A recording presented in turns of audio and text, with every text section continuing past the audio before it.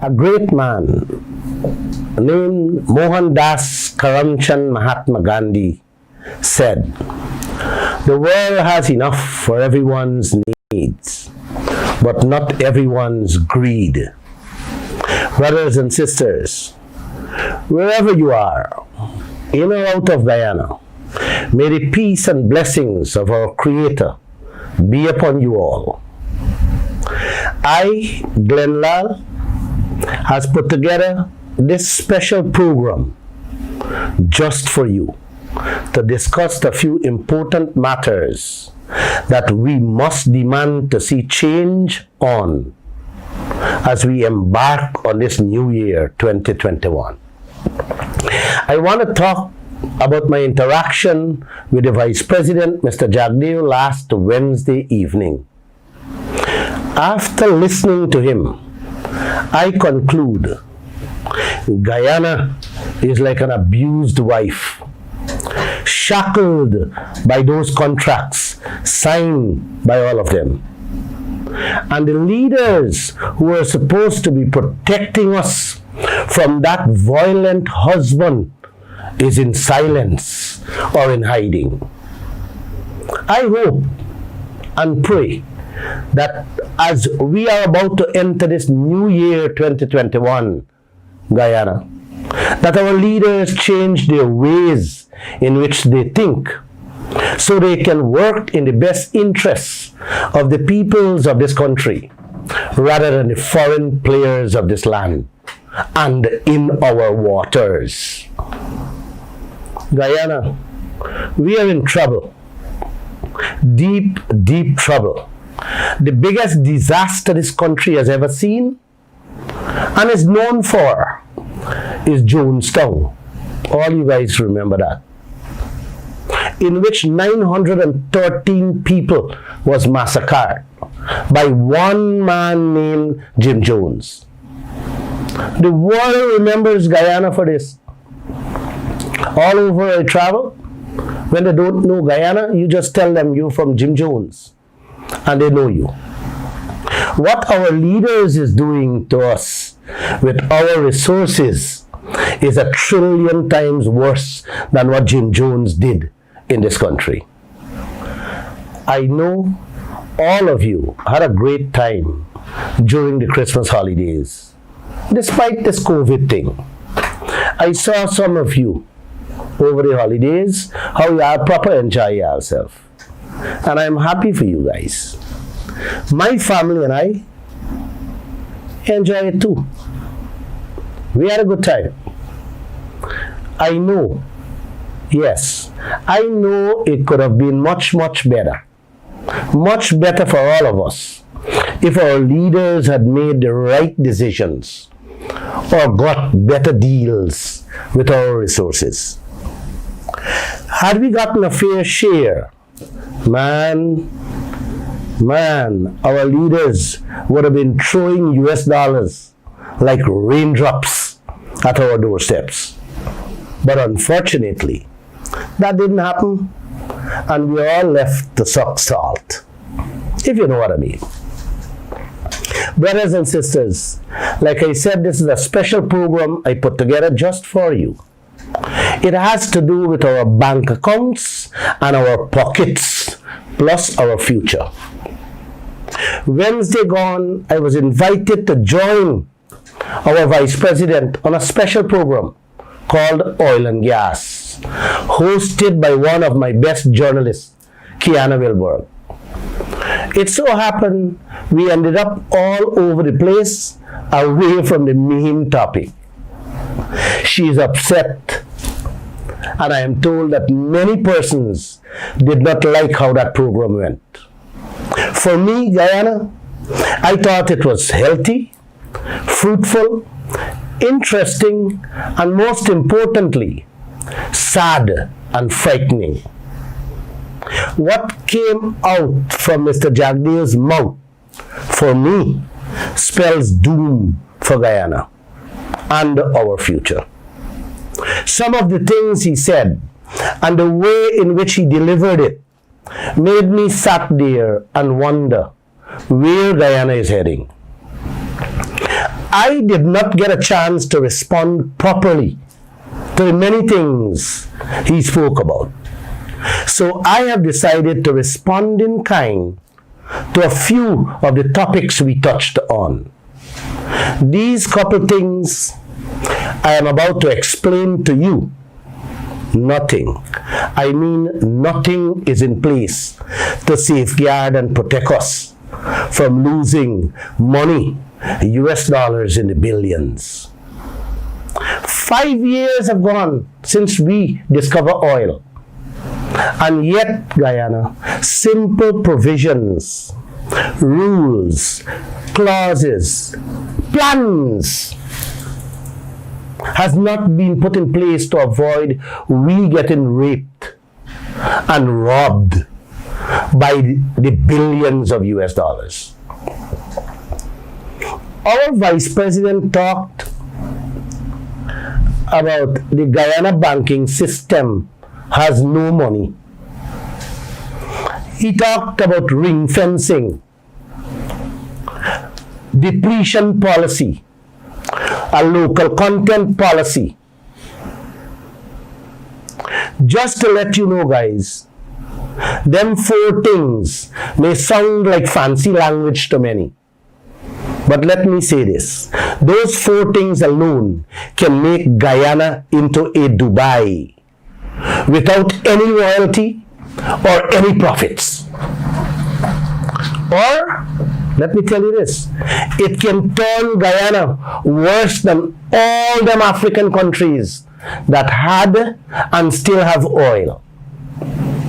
We will become slaves all over again if we don't fix and correct ourselves now. I mean now, Guyana. Not next week, not next month, now. Before I begin to talk about all 4 of those things one by one, let me share something with you that I have learned in the newspaper business and never forget. A friend once said to me, Glenn, you have just joined the media, and I want to tell you this. Always remember the 3 S. Be short, be sweet, and be simple. He says, Glenn, every presenter of the news wants, whether it be in the written form or in the electronic form, the man says, Glenn, you want as many people as possible to listen to you, to read you, and most importantly, to understand what you say. Everybody wants that. The man said, if you tell it to the professors, the laborers will not understand. But if you tell it to the laborers, all will understand.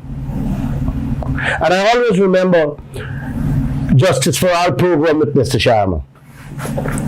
When he interviewed a professional, he asked the man, what work killers do? But if a journalist interviewed a professional, he would ask, what profession are you doing, sir?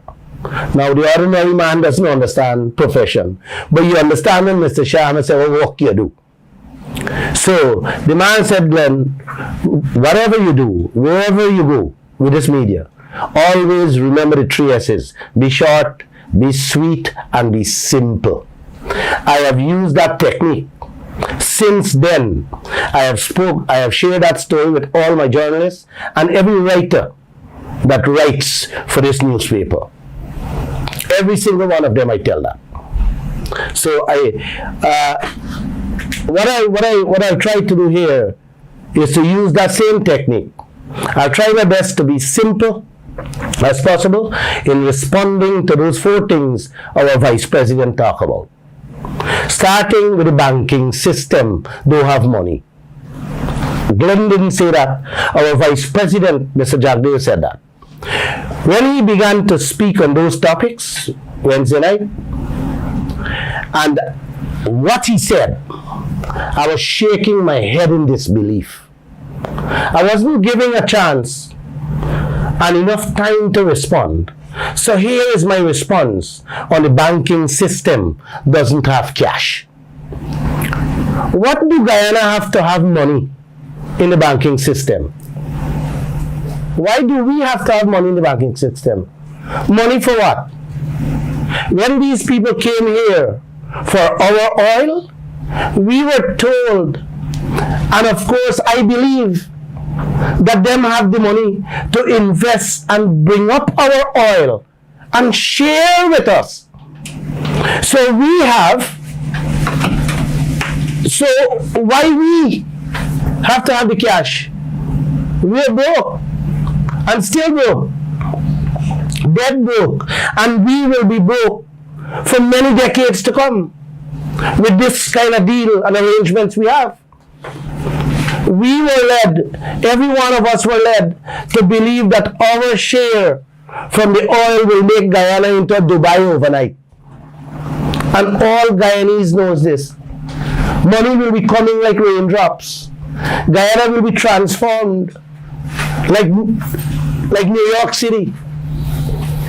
And Guyanese life will change, and change drastically. This is what we were led to believe. Now we are hearing about we ain't got no cash in the banking system. Money for do what, Mr. Jagdeo? Are you guys reading me? Because I don't understand. I don't get it.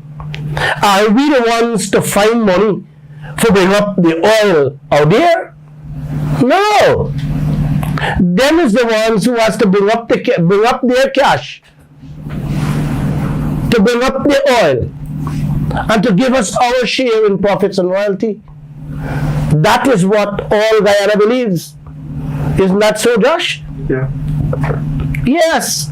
Instead, we are now told Exxon and the others are just as broke as me and you. You hear me? Now we are hearing that the investment out there is money them lend and borrow with interest too, that we have to repay. This is the biggest joke I have ever heard in my lifetime. Imagine they are borrowing to which we have to repay. Well, I ask all of you, who is really the investor out there, man? Josh? Certainly not ExxonMobil. Because them borrow the money and we repay. On top of this, our investment now, them share with us 1% and them take 99%. It's a joke. Vice President Jagdeo, this is a joke. Mr. Harmon, this is the biggest joke I am going on with in this country. What is really happening? This subject matter and the rest, I can speak for years on them. How gigantic they are. Yes, Guyana, that is so. You want to hear this piece more? Guyana's law, our law, says only 60 oil blocks can be issued to an individual or a company. You hear me, Joshua? Yeah. Exxon got 600 oil blocks. You hear that, Guyanese? 600 oil blocks ExxonMobil got. And them get it for free. This is the part that eats my soul out. Them get 600 oil blocks, breaking the laws of Guyana for free. Then them turn around and sell parts of it to other players. Collected billions, put it in them bank book, them bank account. Then them turn around and lend Guyana that same money with interest. Come on, this is unthinkable, Guyana. And we allow them to share with us our oil, with our investment. You guys hear me? Had it been the other way around, Mr. Jagdeo, Mr. Harman, Mr. Ramjatan, Guyana would have sell the oil blocks, collect the billions, put it in our banking system, and we would have been able to become the lenders, and lenders with interest, not borrowers and repairs. You hear me, Guyana? I always tell people what's taking place here resembles a birthday party. Let me ask you this. Who does allow a stranger to come in your house and cut your birthday cake? Who does that? And share it with you? Who does that? You have to cut your own cake and you have to share your cake. It's yours. It's your birthday. Instead our leaders bring in these people, these oil players, give them our cake, and then cutting the cake, and then sharing the cake with us. They will only give us the 1%. Here what to do with our cake. Put the cake to share it. The crumbs that fall off the cake, that is what they are sharing with us. The crumbs. Who does things in today's world? Joshua? Not even more hands will allow them. And that's what is happening in this land with these foreigners, Guyana. We allow them to come here and cut our cake and share 1% and then take 99%. Guys, am I wrong? But this that's is how unthinkable. News, Guyana Wilbert. Joshua, And this evening, 90. People's I Progressive don't wanna sit Party down administration intent anymore. I Yeah, think I need to stand you're up absolutely to talk about these local content policy, depletion policy, and ring fencing. What those It's things very mean in a capital very intensive. simple layman's language is when we talk about local content policy, it means a plan. You know, every project we do, we got to have a plan as to how we will go on with the project. So local content, what it simply means, local, everything local. All locals must benefit first and foremost in everything on this project. Let me give you a simple example. Transportation, trucking. All these pipes, all these fittings and everything you see running on a road there every hour by the hundreds of truckloads, those jobs should come to locals first, not foreigners. Those are big money. Those are not small money.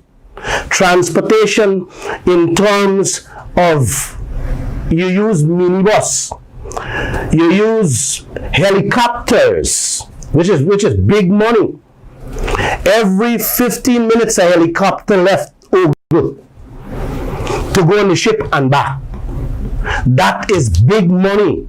Who is getting that business? Not Guyana.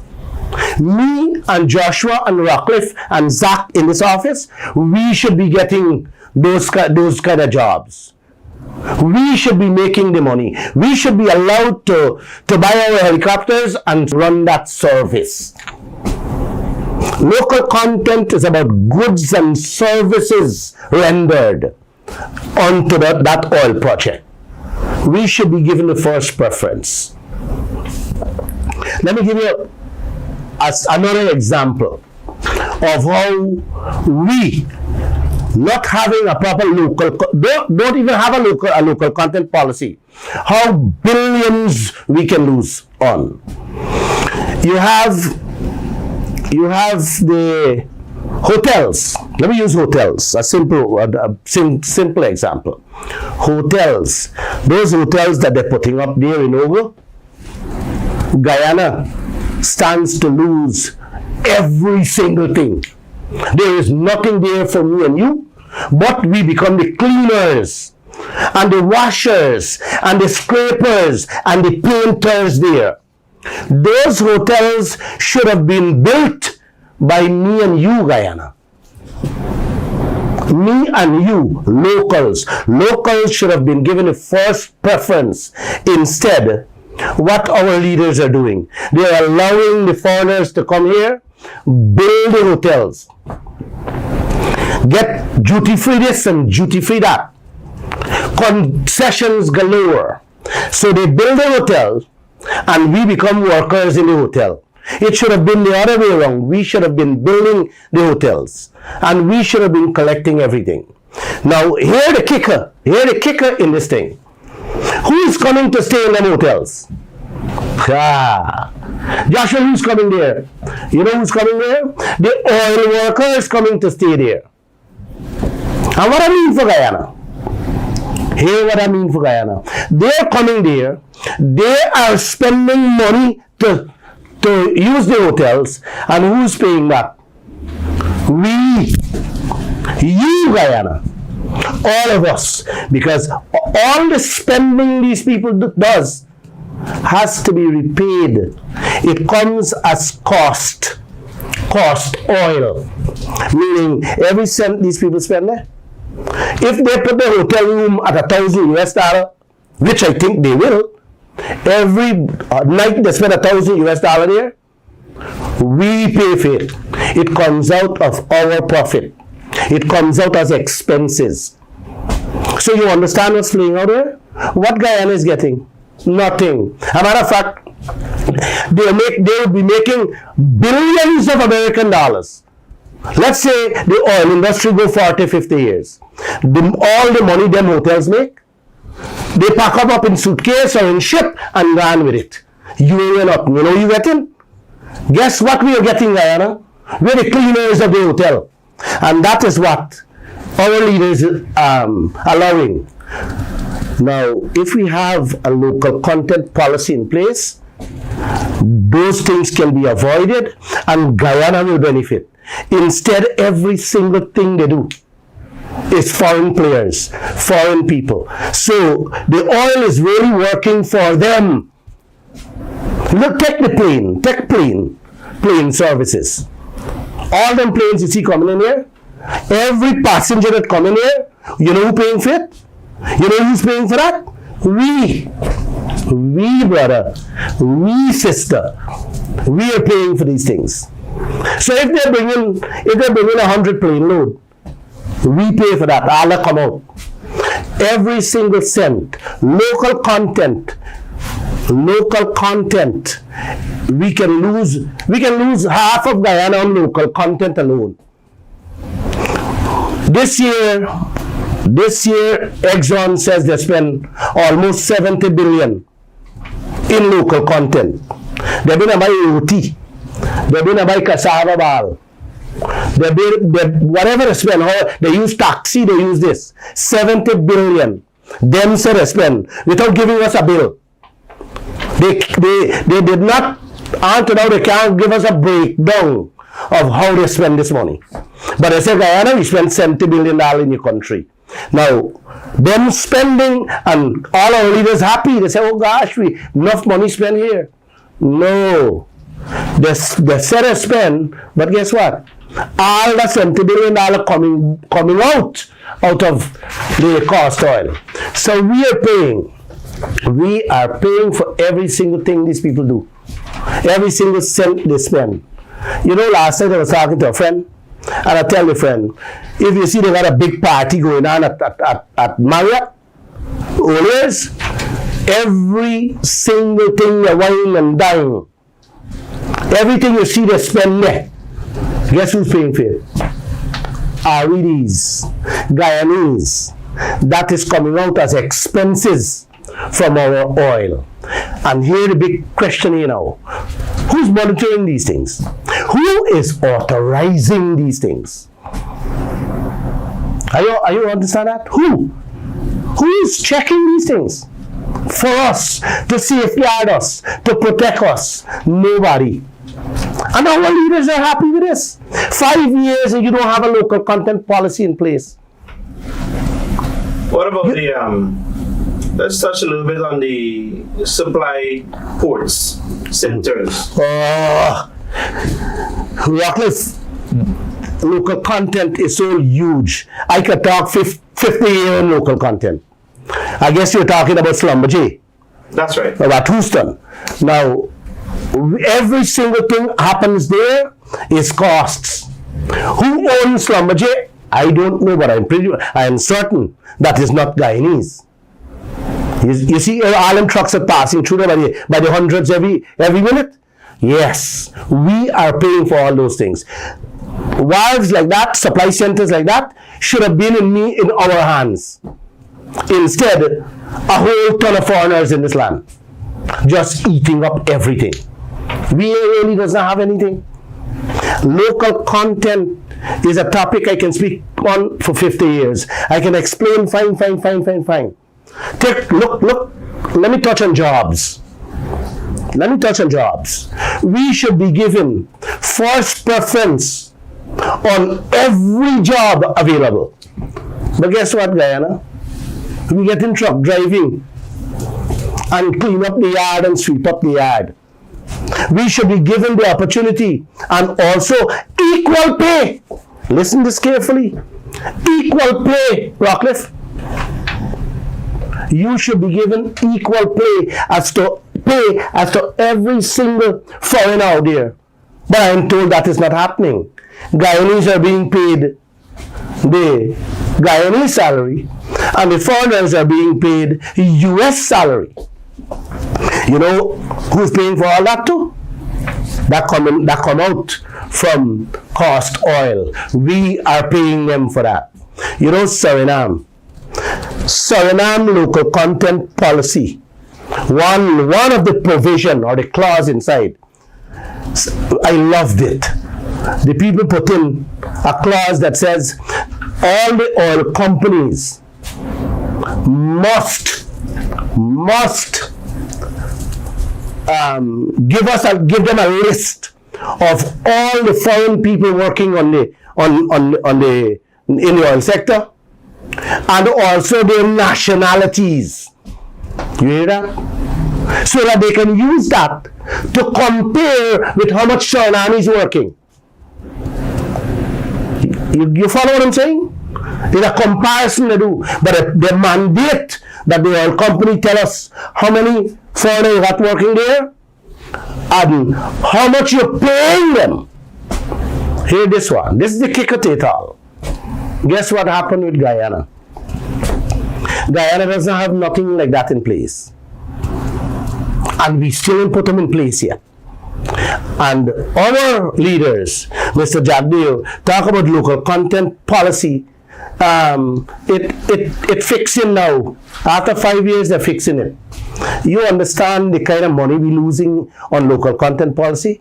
Like I said, it will take a long time just to explain, fine in details, how much billions of American dollars this country can lose out in every single aspect of it.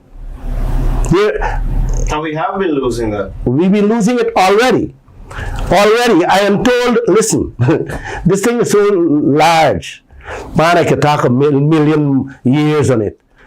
I am told that the locals that is pulling those trucks from, let's say, Jan Finance and Munishwar, those trucks, the local companies, they are being paid, I think, I'm not certain, but they are paid half the amount that they are paying the foreign truckers. Meaning, if they're paying $60,000 for U-Truck, for move one load, they're paying the foreigners $120,000 per truckload.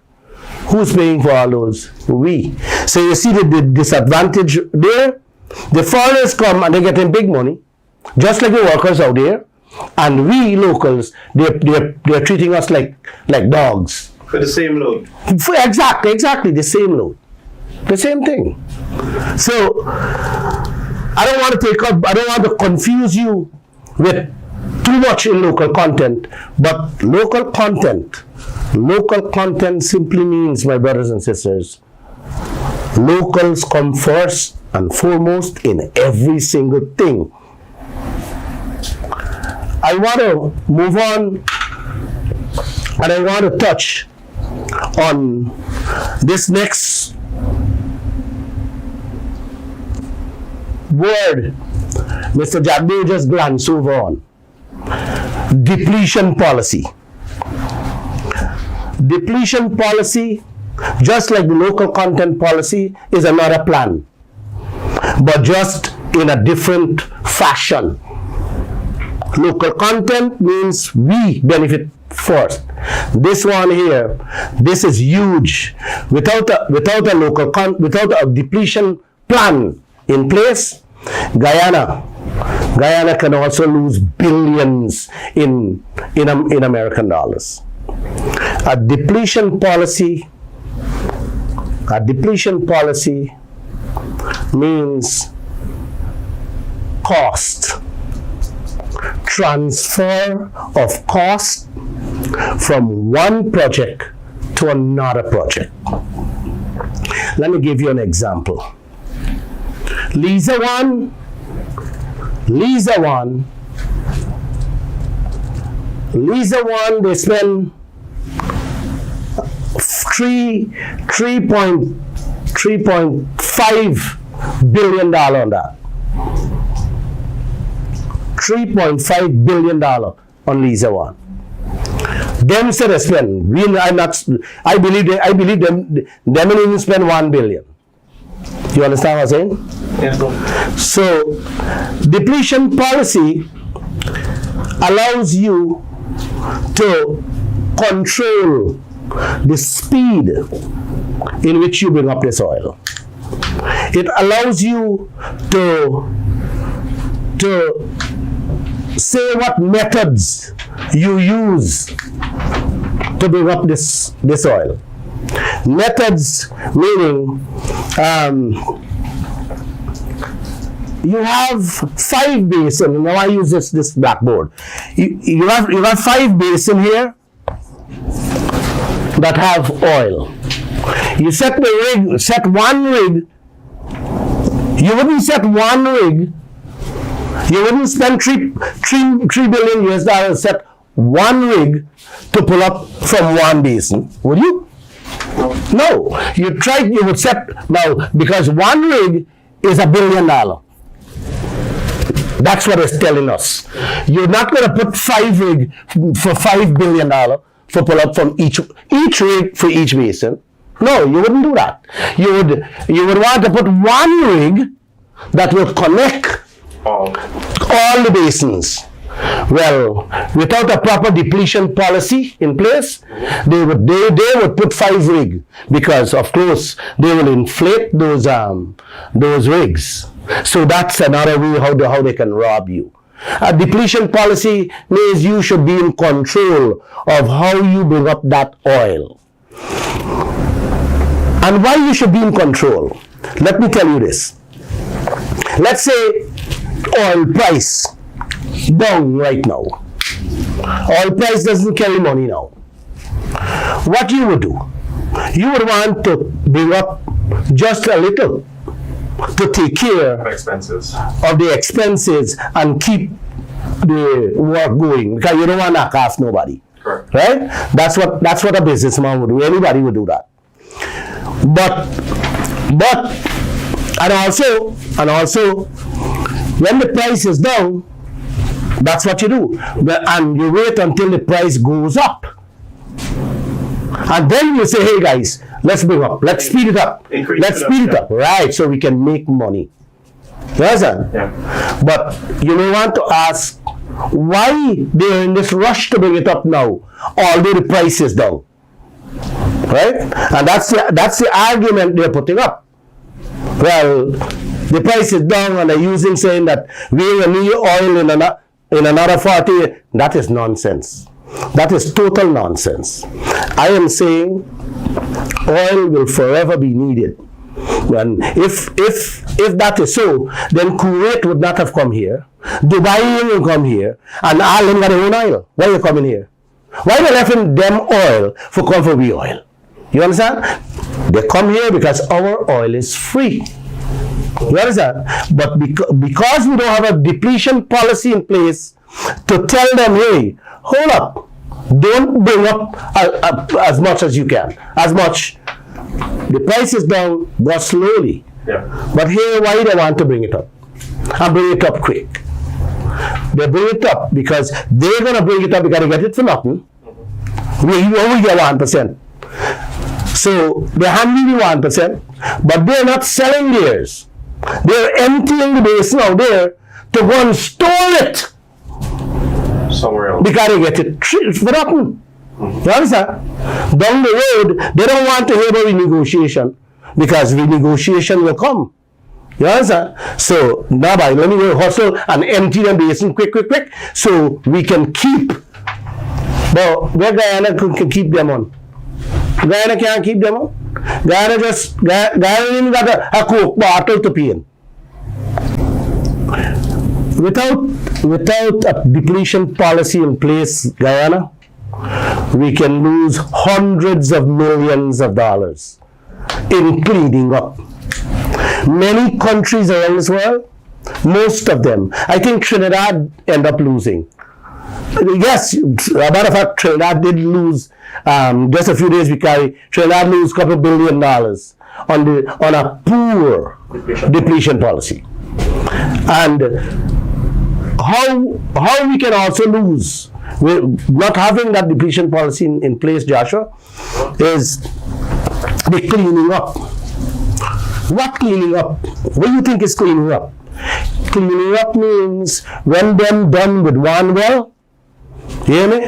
All those pipes and all the hole and everything, if it's not properly sealed, right? If it's not properly clean, you know what it does?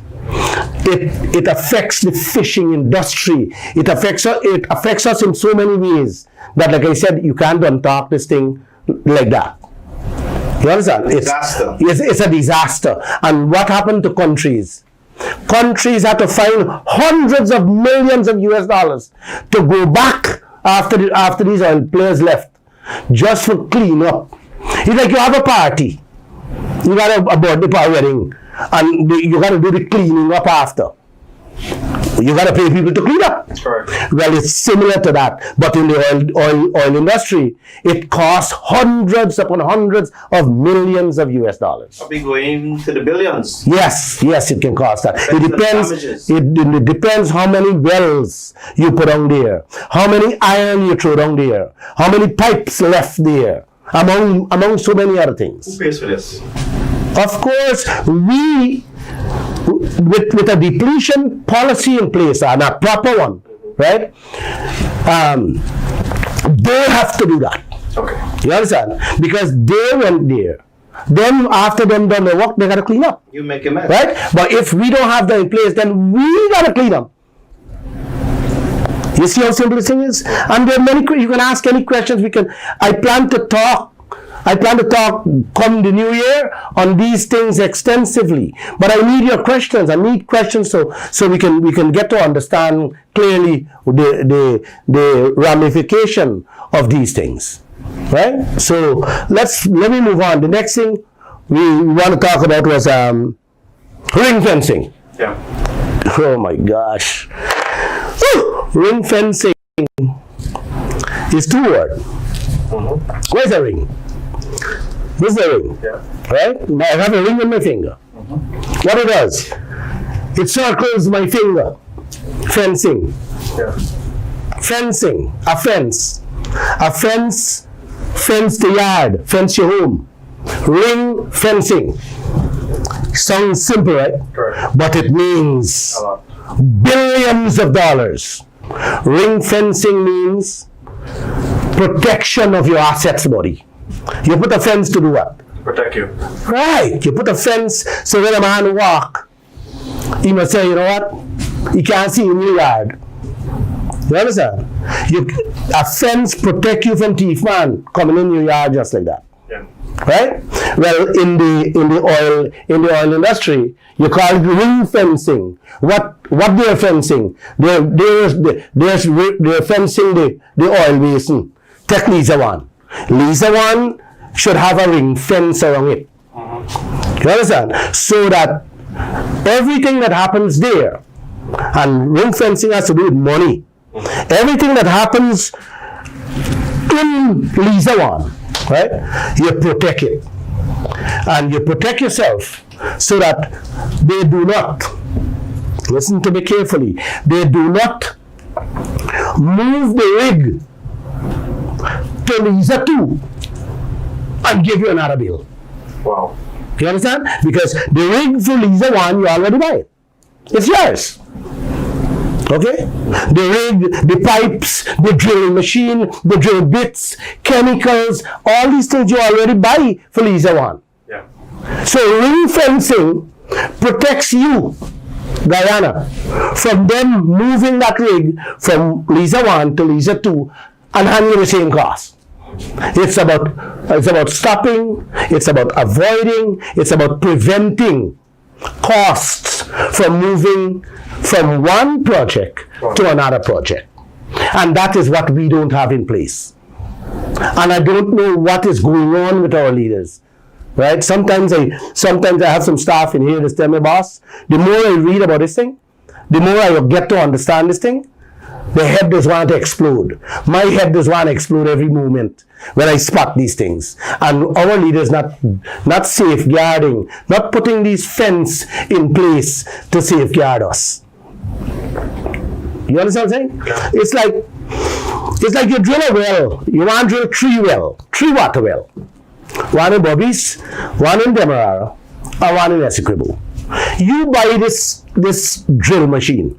You buy the pipe, you buy everything, and you bring it. Guyana buy that. Right? And you put it down. You drill one in Demerara, and the thing costs you $5 million. Right? Because you already buy these things. And those things, the drilling machine and so on, cost you $100 million. So you drill one in Demerara, cost you $5 million. How much you want in Bobby's going to cost you? $5 million. $5 million, that's correct. But here what the oil company do? The money that you buy, the $100 million you spend on the drilling machine, they move them to Bobby's and say, I want $5 million too. You hear that? And then they move it to Escrow and say, that one $105 million. And our leaders accepting that. That is where ring fencing kicks in. A proper ring fencing plan. You have to stop them. Say, no. Those equipment already paid for in Lisa 1 and Lisa 2.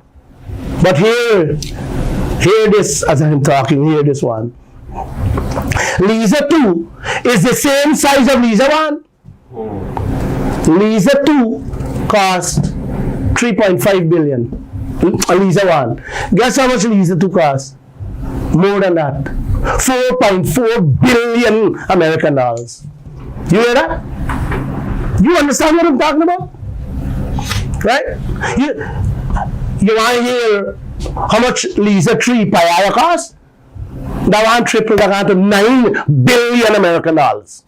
And our leaders either dumb, either blind, either stupid, or they're dotish. And this is what is happening to this land. And we all sit down quietly. I don't know what is happening. It's like you got 3 house lot for weed, buddy. And you buy a cutlass, so you give the junkie, say weed the land, and you give the man $500. But you buy the cutlass at $2,000. The junkie go weed the other one, and the junkie tell you $2,500. Same size. The junkie charge you with cutlass again. Come on, man. Come on, Guyana. Don't sit back and allow this, please. Let me ask you this. Joshua, I'm asking you this. Zach, I'm asking you this. Our parents transported property does not belong to you. or your brothers and sisters. Is that correct? Correct. Good. It is theirs. It is their transported property. And them can choose how and who they will share it with. Not true? Correct. Good. If them choose to give the small son the house, then so be it. It's them own. The rest of the children can't say nothing or do anything. It's the people house, it's your mom and daddy house. Them choose and them decide who they want to give. It's them transported property. It's in their name.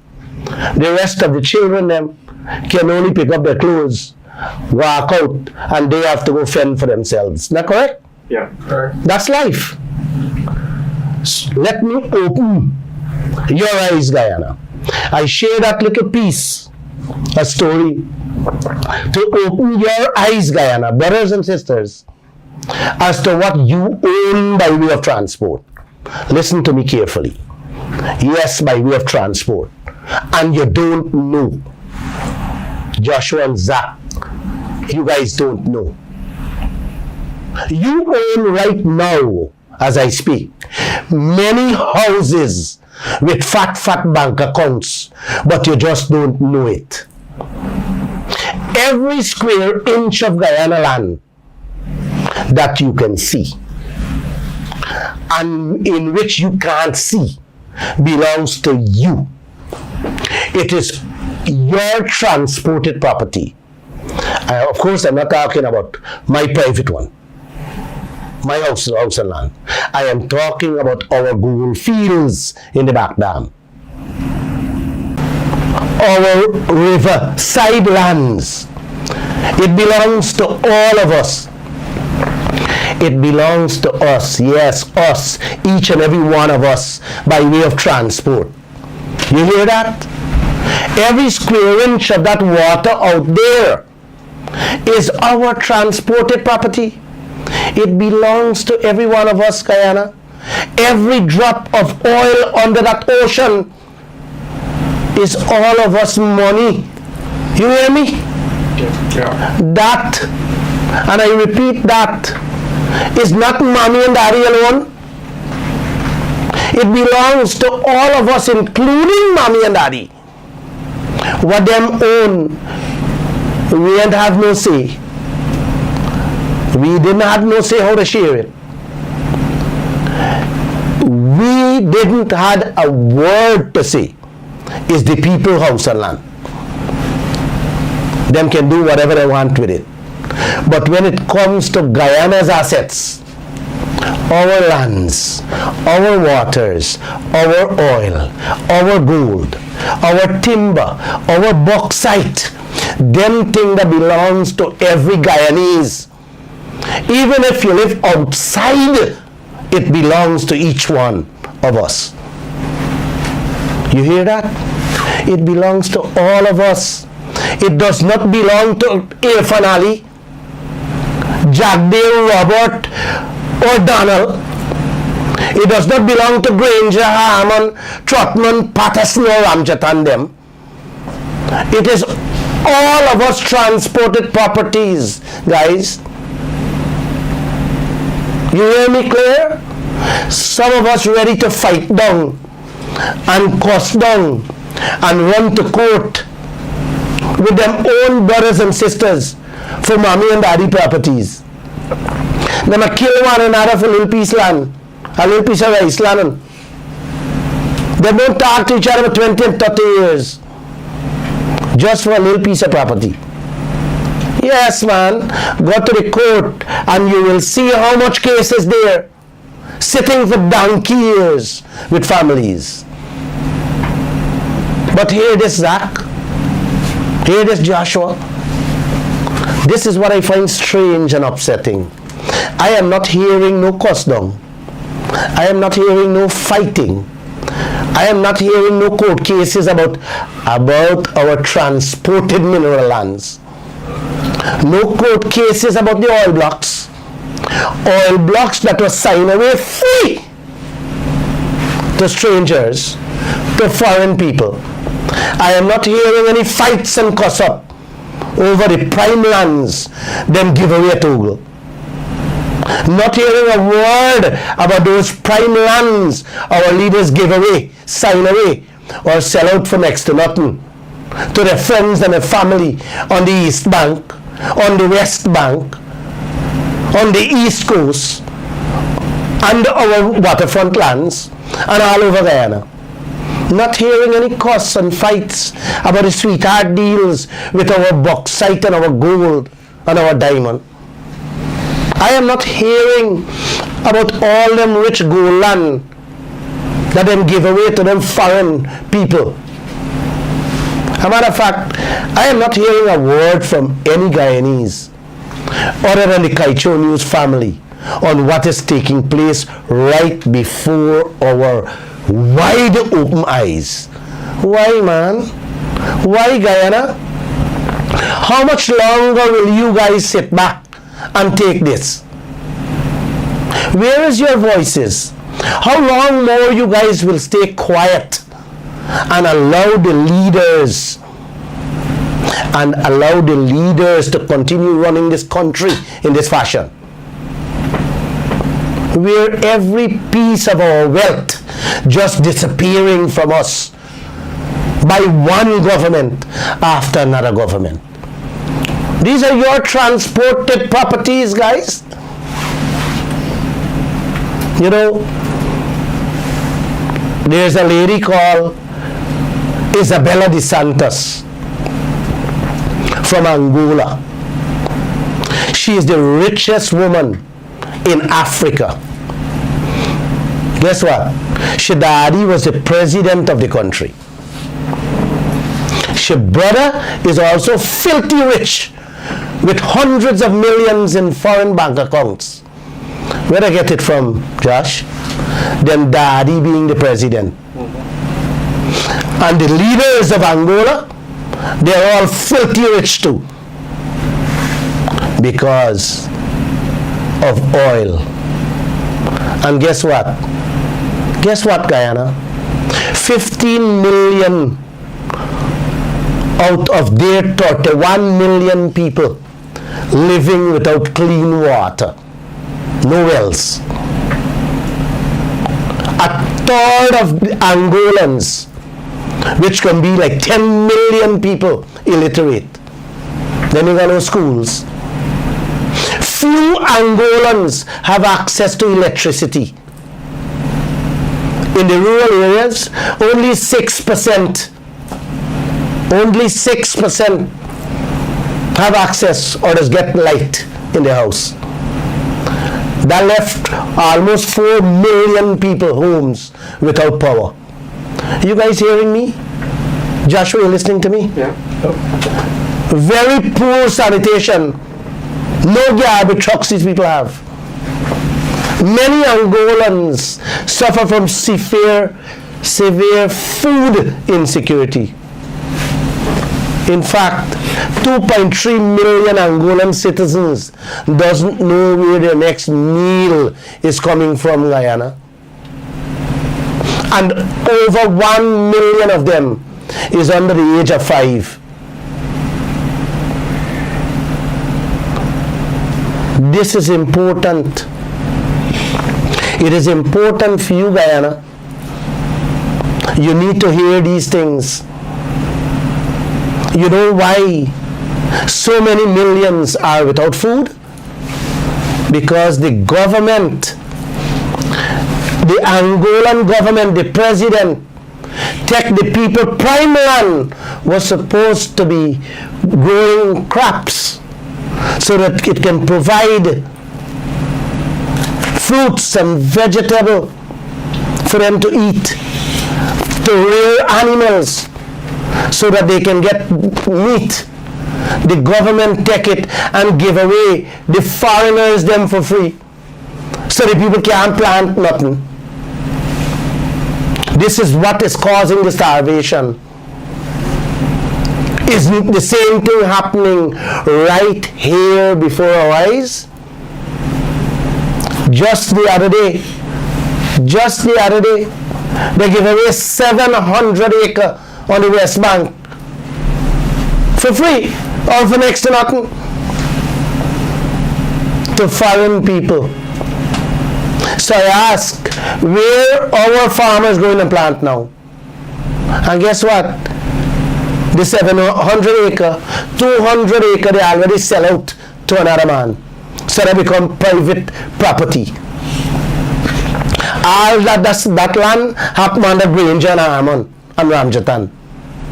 It's them who sign it away. My God.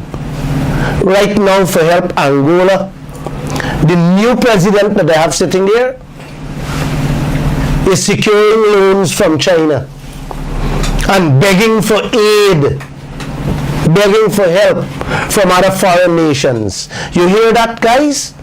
Loans and loans and loans from China and everywhere else. Does that ring a bell here? Yes. All of them, from Winston Jordan, now Ashley Singh, Jagdeo, and every one of them running around like Angola, begging for loans and loans and loans. I choose to share that story with you, Guyana, because that is the road Guyana is heading with those oil contracts, these gold contracts, your timber contracts, your bauxite contracts. Angola is an oil producing country for donkey years. Yes. See where they are? In the dungeons. Where they clean me out. With our resources, our children, your children will have no electricity, no water, and no schools. And most importantly, they will have no food, just like Angola. And many other nations these oil companies walk through. Our wealth, Guyana, must be protected at all costs. Every square inch, every penny of it. Please don't allow none of them to take us down that road. We have to, we must demand from these leaders. We must force them to review, to cancel, or rescind all the mining contracts. We have to do that. We have to do these things. And I mean all, Guyana. All these oil contracts must be rescinded or cancelled. Brothers and sisters, let me ask this. Are you comfortable? Are you comfortable the way you're living? Joshua? Don't shake your head, bro. No. Right. What is even more disgusting is that our own brothers and sisters have to pay for every square inch of mining lands, of a house lot. We got to pay every cent duty and taxes on machines or equipment we import into this land. And the foreigners who's getting all the contracts, not paying a single penny, not only for our lands, but for every piece of equipment these people bring here, man. My body is boiling here speaking. We have to get those provisions in all the oil contracts change to suit us, man. Again, let me repeat, our wealth does not belong to any of your politicians, any of these leaders. It is our God-given wealth. We gotta fight for it, defend it, and defend it at all costs, Guyana. I am with you. From bow to storm, I am with you. Hear this. Our leaders putting 50 feet concrete fence and barbed wire on top it for protect us from local criminals, meaning the prison. But them can't put a fence to protect us from the real criminals, the foreign criminals who is choking and robbing us in front of our eyes. Let me say this.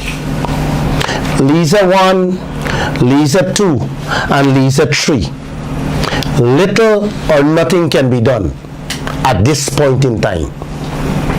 I understand that, and I want you guys to know that. All our leaders have failed us. It's a deal done. Whoever collect a certain and sign away them deals, listen to me carefully. It already signed, sealed, and done. But you may want to know if Guyana will face the same thing like Lisa 1, Lisa 2, and Lisa 3. The question is a plain no, Joshua. No, Zach. No, brothers and sisters. This can be corrected for all the other wells them plan to drill in the future. You hear me? And there is lots more to be drilled out there. Yes, plenty drill. Plenty drilling to take place out there. They got hundreds of wells out there to be drilled. You hear me? You hear me loudly? Yeah. Yes. All is not lost. Our leaders can change that by putting that ring fencing provision in place. It will depend on all of you out there to speak up. Let your voices be heard. Our leaders have it now in their hands to put ring fencing, to put the depletion policy, to change so many things, so they can correct the mistakes they made in the first place. Listen, man, if you want peace and happiness, guys, you gotta fight for justice. It was an unjust contract in which they took advantage. I always look at that contract and equate it, compare it to an adult and a child. You put a sweetie in a child's mouth, and the adult walking, take away the sweetie from the child's mouth, you put a brick in the child's mouth. That is what these people are doing to us, Guyana. Let us do not allow them to continue this advantage and keep us in poverty. Exxon strike oil in many other places in the same Starbucks block, and they will require a production license.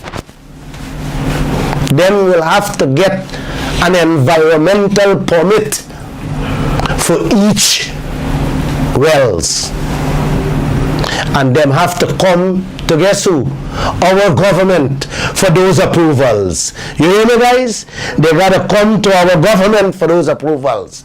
Here is where we can hold on to their B. You know what a B stand for? And demand all the changes we want. Our leaders has the power to make changes as they see fit before issuing any further license and permits. Hear me, Guyana.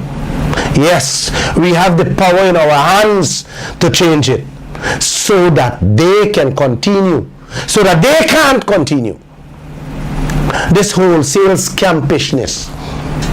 I tell people, if I live for the next 40 years, God spare life, I can talk about oil every single day, 24-hour day for the next 40 years.